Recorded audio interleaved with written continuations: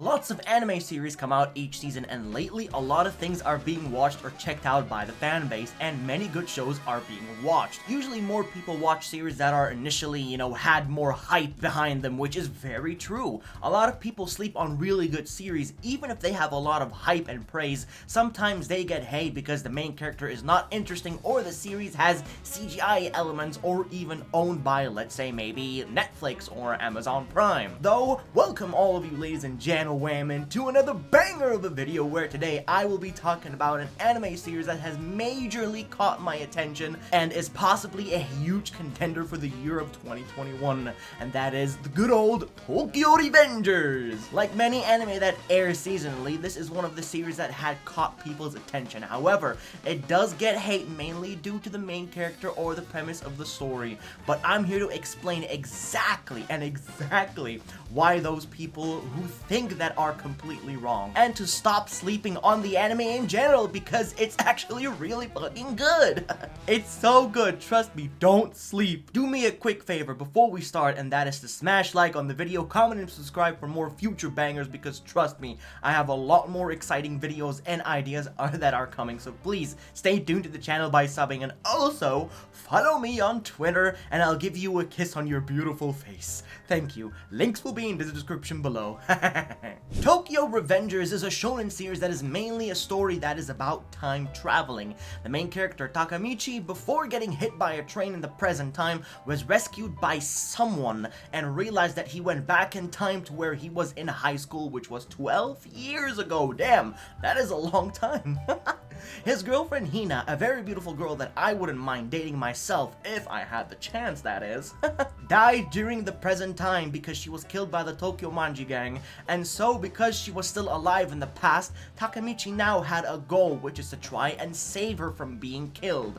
In all honesty, it really is more than just saving one person, because the story does go a lot more in depth as you keep watching and becomes more and more complex and so much more interesting, like really good. Now, if you don't know or if you haven't heard, the series heavily resembles Erased in the aspect of time traveling. Not the story, they're both completely different stories, but just in the aspect of time traveling. This was once a very good series that was heavily ruined by the ending, which a lot of the fans were disappointed about, which I have to agree with indeed. The Erased ending was not really good.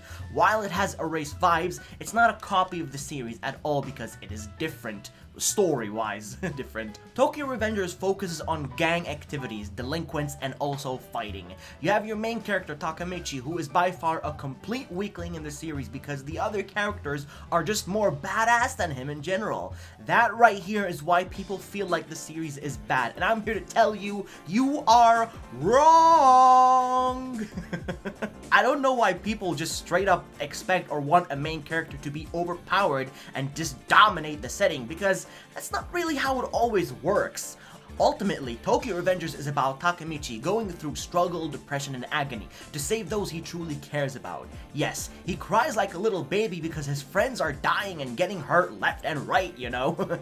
Like, seriously, I don't know why, and people are just complaining why this guy is crying. Imagine yourself in his place. Wouldn't you feel the same way and cry because your girlfriend died or your friend's getting hurt? I'm very sure you would, and if not, then you are emotionless. Though being emotionless is actually pretty cool, you know? I mean, like Ayano Kuji from Classroom of the Elite, or Hachiman Hikigaya from, Origairu, or Sakuta from Bunny Girl Senpai. These guys are cool, but like, they would still cry if they lost someone close. Except for Ayano, because this man gives no fucks. Like, seriously, he gives no fucks at all.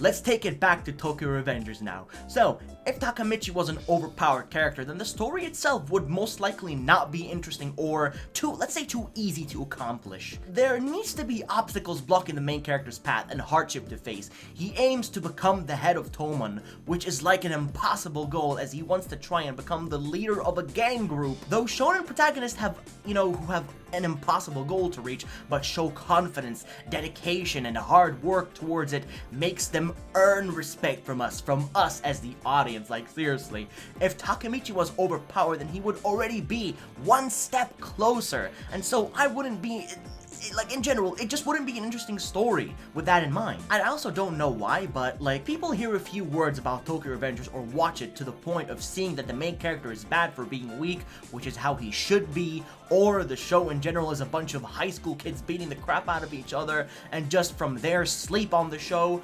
Though I guess you could say not every anime is for everyone.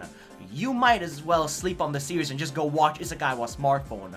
While you could say it's about a group of kids beating up each other, it's more of a, it's more serious than that, to be honest. And it's more serious to the point where they will actually fight to the death sometimes. Oh, now that right there is so exciting. Fighting to the death. Like seriously, these guys are ruthless gang. The gangs all fight to prove who is the more superior group, as some gangs pose a threat to others, like, you know, claiming a turf or just showing who is boss around these areas. The action sequences are super addicting, very addicting in the series, and let me tell you that this is by far, there are no happy endings in Tokyo Revengers. One moment you feel things are getting good and calm and it's getting to the right direction, but then the next you realize it just got a whole lot worse. Oh shit. It just got a whole lot worse. Draken and Mikey are most likely the two most interesting characters in this series besides Takemichi. Though you gotta admit, Draken got some slick with that hairstyle and just the overall badass form. Oh my god, I love... Draken is my favorite character by far. I'm sure he wouldn't exist, you know, in reality where he lives now. Okay, it looks like he actually is real. Draken and Mikey both have exciting synergy when watching those two. They like to mess around for fun, but when it comes to something serious, they kick ass. Especially Mikey with you know, his kicking technique to the face, like, it's a whoop bam!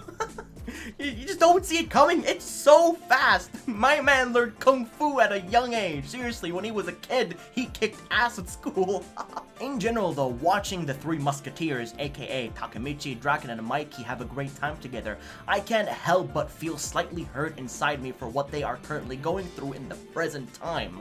While the characters may look like they're having a great time, in reality, they have been through so much since whatever happened in the past no longer exists in the present, unless Takemichi manages to somehow alter it, which I'm sure he will, though we're not sure yet. We don't know what's gonna happen, because it's still quite early in the series. I mean, manga readers will, but anime onlys won't, so please, no spoilers, or you will be banned! I'm gonna ban your ass. The series even shows you that reality can be very unforgiving than you would imagine, especially in a series like Tokyo Revengers.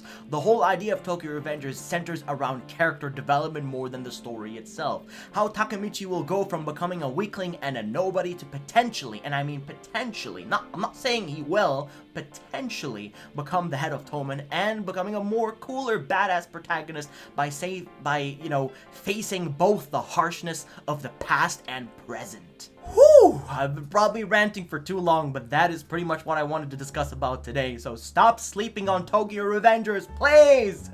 And actually watch the show, embrace yourself, and dive in to witness what real hardship is like for a character. Hopefully I provided a point for all of you regarding this show. Seriously, I believe Tokyo Revengers to be one of the greatest series of 2021, even though the show is not over yet. But what I've seen so far proves that it's going to end up being an amazing shonen series like many others. Oh, I can't wait, bro. The next episode is gonna be hype! Thank you all so much for watching to the end of the video. I enjoyed ranting and talking about this because I really wanted to express my own opinion on the show and why I feel that people are wrong about it. So please, do me a quick favor, smash like, comment, and subscribe for more future bangers coming your way, boys and girls. And as always, enjoy the rest of your day, evening, night, wherever you are in the world, and sayonara! Woohoo!